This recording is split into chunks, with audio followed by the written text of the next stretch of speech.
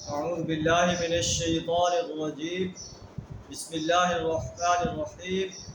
يا أيها الذين آمنوا إذا قمتم إلى الصلاة فاغسلوا وجوهكم وأيديكم إلى المرافق وامسحوا برؤوسكم وأرجلكم إلى الكعبين وإن كنتم جنبا فاطهروا وإن كنتم مرضى أو على سفر أو جاء أحد منكم من الغائط أو لامستم النساء فلم تجدوا ماء فتيمموا صعيدا طيبا فامسحوا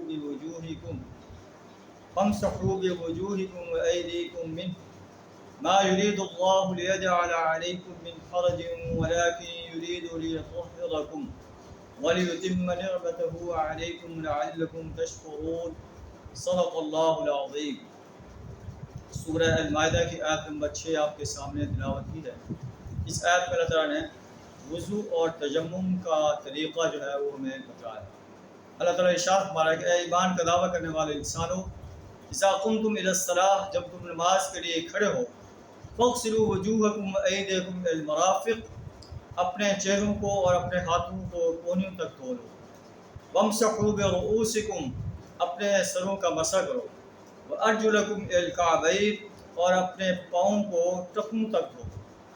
وان کنتم جنبا فطہروا، اگر تم جنبی ہو تو تم غسل کرو. وان کنتم مرضی او علی سفر او جاء احد منکم من الغائط، اگر تم مریض ہو یا سفر میں ہو یا تم میں سے کوئی قضاء حاجت کر کے آئے، فلم تجدوا ماء، پھر تم پانی نہ پاؤ، فتیمموا صعیدا طیبا فامسحوا بوجوہکم وایدیکم منہ، پھر پاک مٹی لے کر اس سے اپنے جو ہے چہروں کا اور ہاتھوں کا مسح کرو. یہ اللہ تعالیٰ نے ہمارے لیے گائیڈ لائن دی ہے کہ پانی نہ ہونے کی صورت میں آپ مسح کر سکتے ہیں چہروں کا اور ہاتھوں کا. ما یرید اللہ لیجعل علیکم من حرج، اللہ نے تم پر تنگی نہیں رکھی. اللہ تنگی نہیں کرنا چاہتا کہ اگر تمہیں پانی نہیں ملتا تو مٹی لے کر اس سے تیمم کر لو.